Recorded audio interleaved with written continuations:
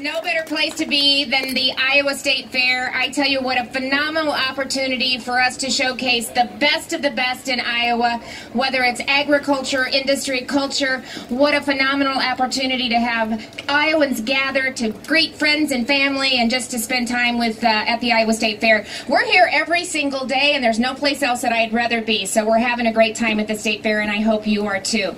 Hey, I'm going to start by giving everybody just a little update on Kevin.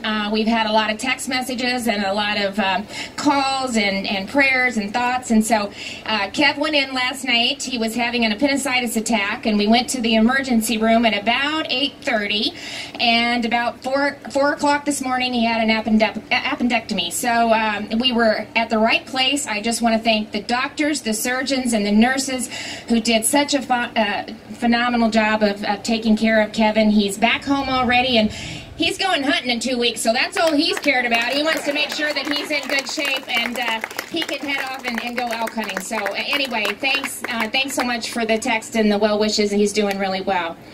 I just wanted to start too by saying what an incredible opportunity it is to serve you as the 43rd governor of this great state. And it is so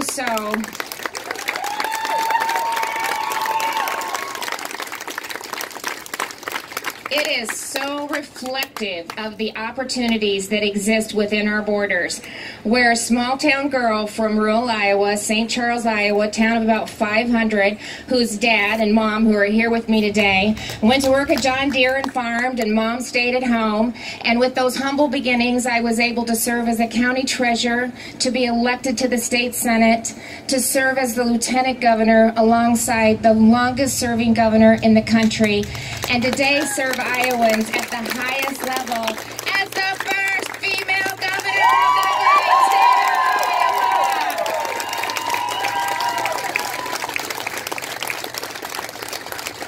Iowa. I believe with all my heart that Iowa is a state where if you work hard and you dream big and you have a passion for what you're doing, absolutely anything is possible.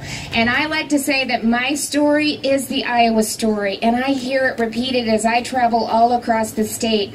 And our goal is to unleash more opportunities so we can have more great Iowa stories in every single corner of this state. You know, we have a lot of positive things happening in Iowa, and I know the other side wants to think everything's doom and gloom and Iowa's going to hell in a handbasket, and I'm sorry, it is not. Yeah. No, it's not. Okay, so I will admit I might be a little biased, and so that's why it's really important when we have third-party validators recognize the great things that are happening in Iowa. And whether that means that we're, you know, the #1 state for middle-class families, the #1 state for high school graduation, more students taking community college classes than any other state in this country, and that helps keep the cost of higher education down, and they're more likely to succeed and complete, and that's good things.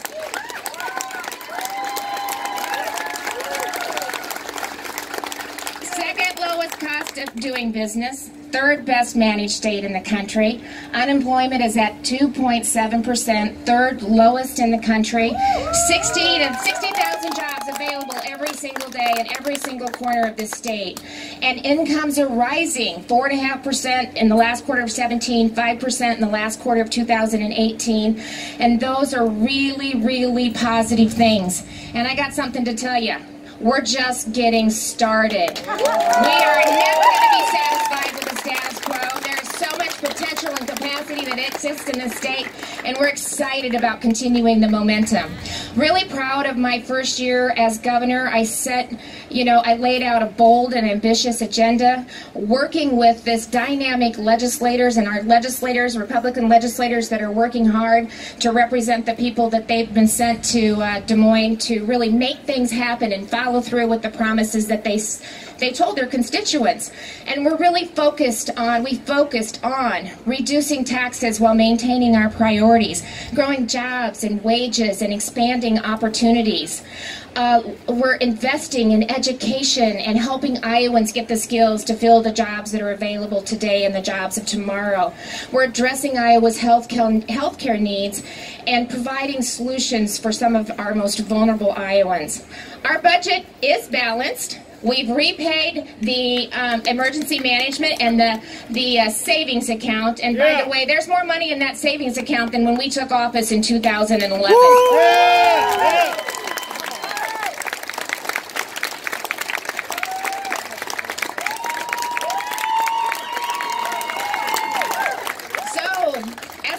Earlier, I understand the challenges that everyday Iowans are facing, and that's why I could not have been prouder to sign the largest tax cut in the history of the state of Iowa. We did that by being fiscally responsible, and virtually every single Iowan across the state will see more money in their pockets. And that's your money, not ours. You know how to spend it.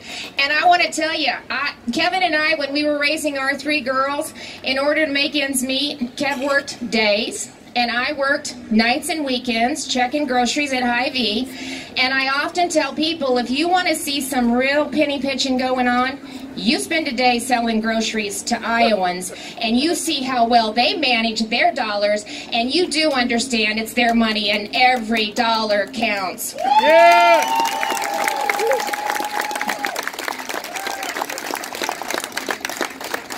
So as a mom, and as a grandma of 9, soon to be 10, and a mom of a teacher, I know that there is nothing more important than investing in our young people. They are our greatest asset and they're our future. And that's why I am proud of the historic investments that we've made in K-12 education. 4th highest in the country. 8th when it comes to teacher salaries. We have a nationally recognized STEM educational program, science, technology, engineering, and math. Those are the jobs of the future, and they're growing 3 times faster than non-related STEM jobs. And if we want to be innovative and competitive, we need to make sure that we're educating our students for the jobs of tomorrow, and we're doing it. But make no mistake, if we're not preparing our young people for the jobs of today or the jobs of tomorrow, then we're failing. And we have to be careful about measuring the quality of education by the sheer number of dollars that we put into it. So that's why we're utilizing work-based learning and project-based learning and apprenticeship programs and computer science programs, really bringing together educators, business and industry, communities, and students so they can see what the workforce looks like, so they can see how technology is changing. And in this disruptive economy that we're continuing to develop and raise continuous learners so that they can be adaptive and be successful. And most importantly, so they're connecting with our businesses right in our communities, and we're keeping our young people in the state of Iowa, and that's what we want to do.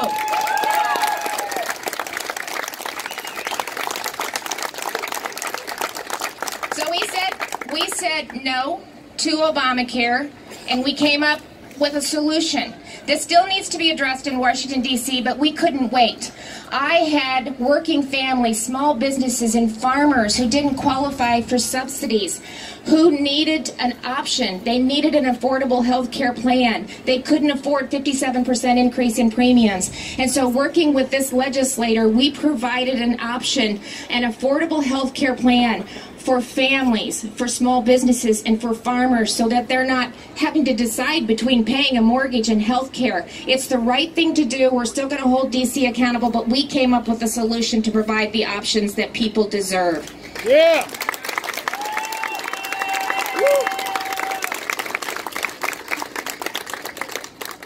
So the other thing that I believe a leader does, and I spent 19 years at the local government level as a county treasurer, and that was a nonpartisan office. We worked together to get things done.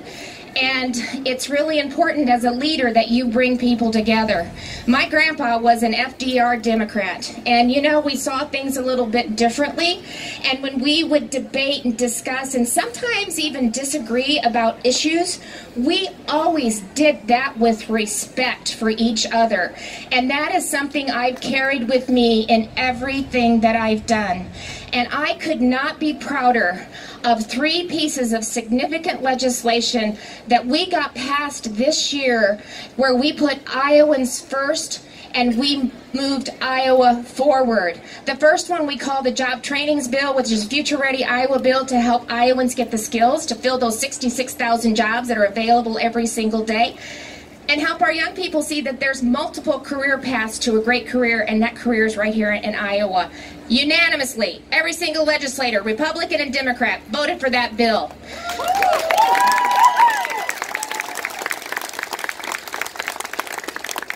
Comprehensive mental health care reform. I am so proud of that.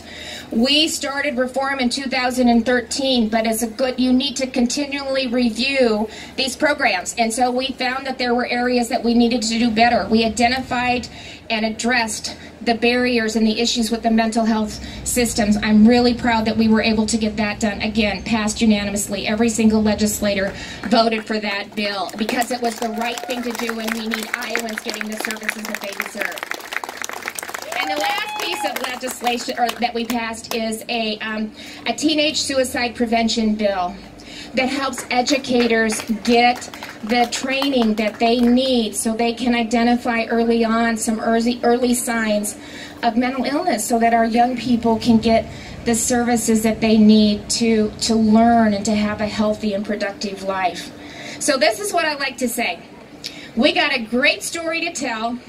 We have a lot to be proud of, and we have a lot of work to do.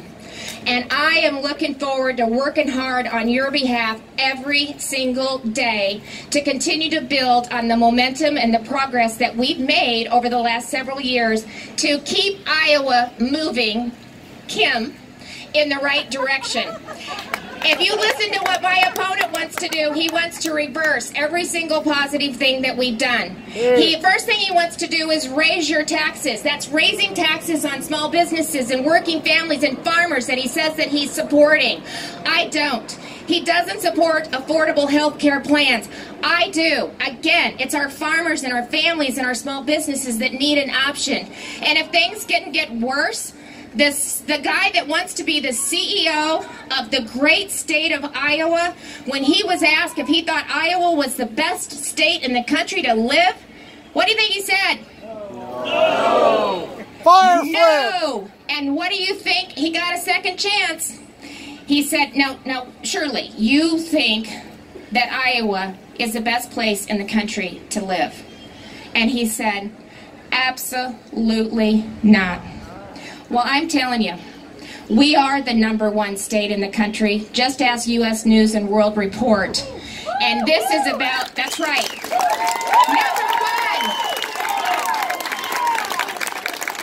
And you know what he's saying? That recognition, that #1 state in the country, this teeny tiny state in the heartland of America, that was a recognition of our people. It was a recognition of our work ethic and our values, and people just like every one of you making a difference in communities all across this state. I'm a 5th generation Iowan. I love this state, and I believe there's so much capacity and opportunity yet to be exceeded, and I want to give back to a state that has given so much to my family and me, and I'm going to fight hard every single day to continue to have the opportunity to represent the #1 state in